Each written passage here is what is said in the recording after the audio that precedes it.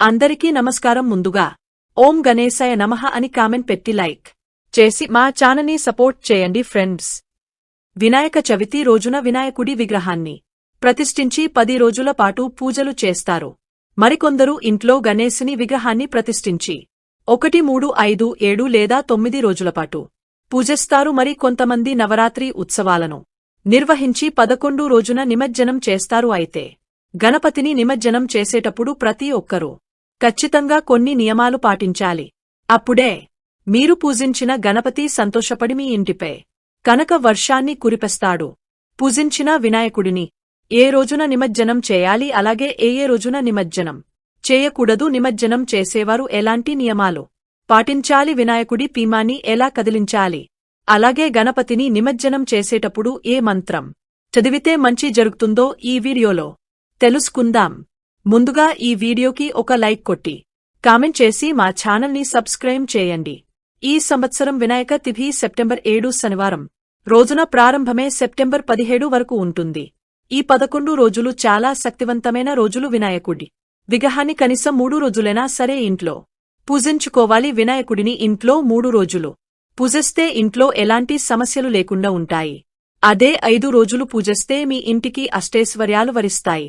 9 రోజులు పూజిస్తే ముక్కోటి దేవతల ఆశీర్వాదం లభిస్తుంది. ఈ విధంగా ఎన్ని రోజులైనా సరే వినాయకుడిని పూజిస్తే మంచిది.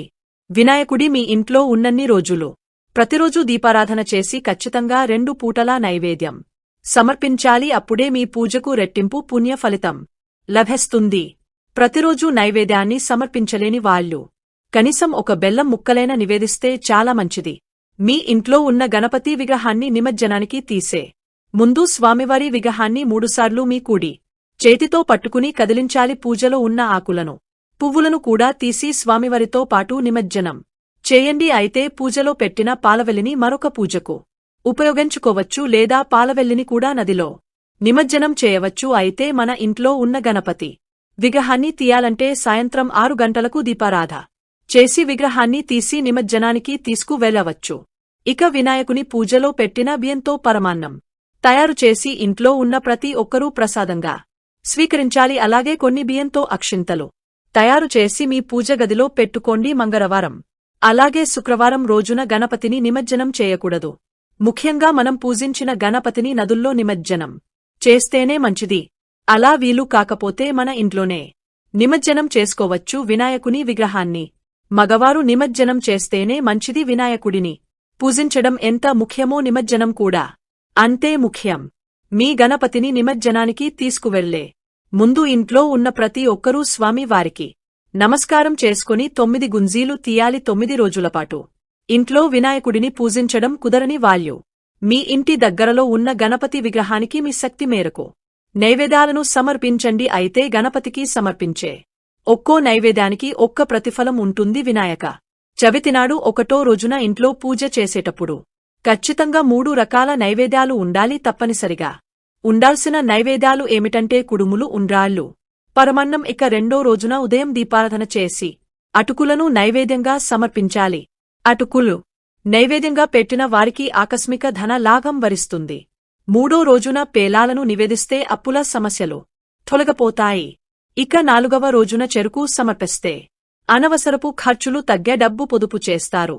5వ రోజున కొబ్బరితో తయారు చేసిన తీపి నైవేద్యాన్ని సమర్పిస్తే మీ ఇంట్లో వాళ్లకి ఎలాంటి అనారోగ్య సమస్యలు రాకుండా జీవితాంతం ఆయురారోగ్యాలతో జీవిస్తారు. ఇక 6వ రోజున నువ్వులతో తయారు చేసిన నైవేద్యాన్ని సమర్పిస్తే 7 తరాల ఐశ్వర్యాన్ని ఇంటికి వరిస్తుంది. ఇంట్లో డబ్బు కష్టాలే ఉండవు. 7వ రోజున అరటి పండ్లను సమర్పిస్తే స్త్రీలకు దీర్ఘ సుమంగళ ప్రాప్తి వారిస్తుంది. 8వ రోజున సత్తుపిండిని నివేదిస్తే మీ పిల్లల భవిష్యత్తు బాగుంటుంది. ఇక చివరి రోజు 9వ రోజున నీతితో తయారు చేసిన పాలను నైవేద్యంగా సమర్పిస్తే లక్ష్మీ కటాక్షం లభిస్తుంది. ఈ విధంగా మీకున్న సమస్యను బట్టి మీ దగ్గరలో ఉన్న వినాయకుని విగ్రహానికి ఈ 9 రోజుల్లో కనీసం ఏదో ఒక రోజున నైవేద్యం సమర్పించి స్వామివారి కృపను పొందండి. సాధారణంగా వినాయకుని నిమజ్జనం 1వ రోజున, 3వ రోజు, 5వ రోజు, 9వ రోజు లేదా 11వ రోజున చేసుకోవచ్చు. ఇంట్లో నిమజ్జనం ఎలా చేయాలో తెలుసుకుందాం. స్వయంగా ఇంట్లోనే నిమజ్జనం చేయకూడదు. మన ఇంటి బయటకి డాబా పైన కాని స్వామివారిని నిమజ్జనం చేయడానికి ఏర్పాట్లు చేసుకోవాలి. ఎంట్లో ఎక్కడైతే నిమజ్జనం చేయాలని అనుకుంటున్నారు అక్కడ శుభ్రంగా తుడిచి అష్టదల ముగ్గులు వేసి ముగ్గుపైన పసుపు కుంకుమలు వేసి ఆ మువ్వుపైన ఒక శుభ్రమైన డబ్బును పెట్టి నిండుగా నిరిగిపోయాలి. ఈ నీటిలో పసుపు కుంకుమలు గంధం అక్షింతలు అలాగే పువ్వులను వేయాలి. ఇప్పుడు ఈ నీటిని గంగాజలం లాగా భావించి గంగాదేవికి నమస్కారం చేసుకోవాలి. ఇక ఈ నీటిలో మెల్లగా నిమజ్జనం చేయాలి. ఎంట్లో నిమజ్జనం చేసేటప్పుడు దీపాలు వెలుగుతూ ఉండాలి. కాబట్టి మీరు నిమజ్జనం చేసే చోట 2 దీపాలను కూడా వెలిగించండి. ఈ విధంగా ఇంట్లో అయినా సరే నదిలో అయినా సరే స్వామివారిని నిమజ్జనం చేయాలి. నిమజ్జనం చేసే సమయంలో ఖచ్చితంగా ఒక మంత్రాన్ని చదవాలి. అప్పుడే పూజకి ప్రతిఫలం ఉంటుంది. ఆ మంత్రం ఏమిటంటే శ్రీ గణేశ ముద్వాసగామి సోహనార్థం పునరాగం నాయక అనే మంత్రం చదువుతూ విగ్రహాన్ని నిమజ్జనం చేయాలి. ఇంట్లో నిమజ్జనం చేసే వాళ్ళు ఈ నీటిని ఏదైనా చెట్టుకు పోయాలి. మంచిది తులసి చెట్టుకు మాత్రం పొరపాటున కూడా పోయకండి. వీడియో మీకు నచ్చితే లైక్ చేసి